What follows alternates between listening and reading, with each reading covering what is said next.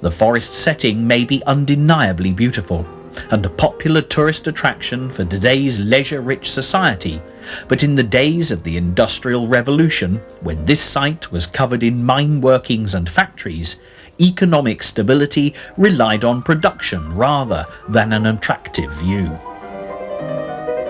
The Forest of Dean is one of the few remaining ancient royal forests in England, bounded by the meandering River Wye to the north and the broad estuary of the River Severn to the south.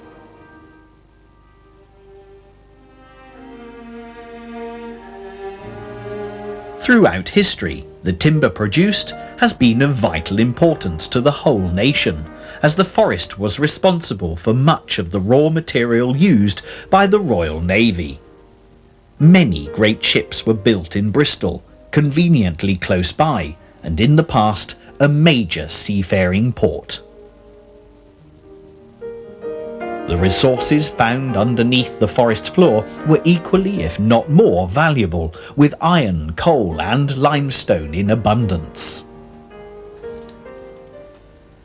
Mining in the forest dates back before Roman times, and the area is famous for its free miners, who, if they were born, brought up and educated within the boundaries of the Forest of Dean, or the 100 of St Briavels, could dig for, take and carry away iron ore and coals within the forest and convert the same to their own use.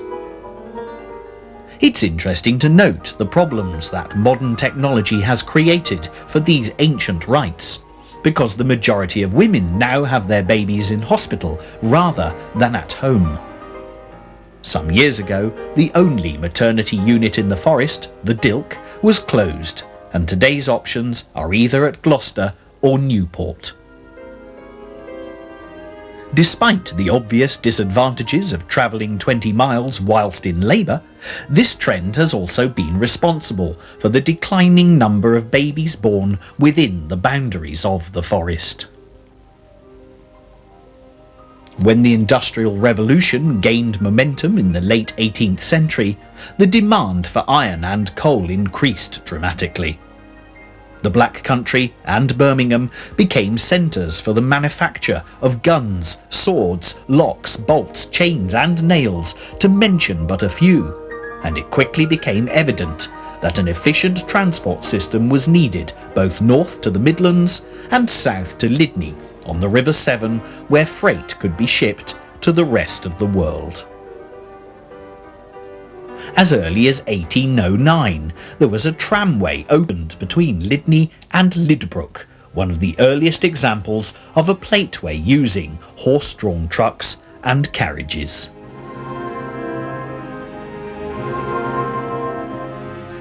By 1811, the Lydney and Lydbrook became known as the Severn and Wye Railway and Canal Company, and as they had constructed Lydney docks, it was possible to transport the coal and iron from the Canop Parkend Valley to navigable water.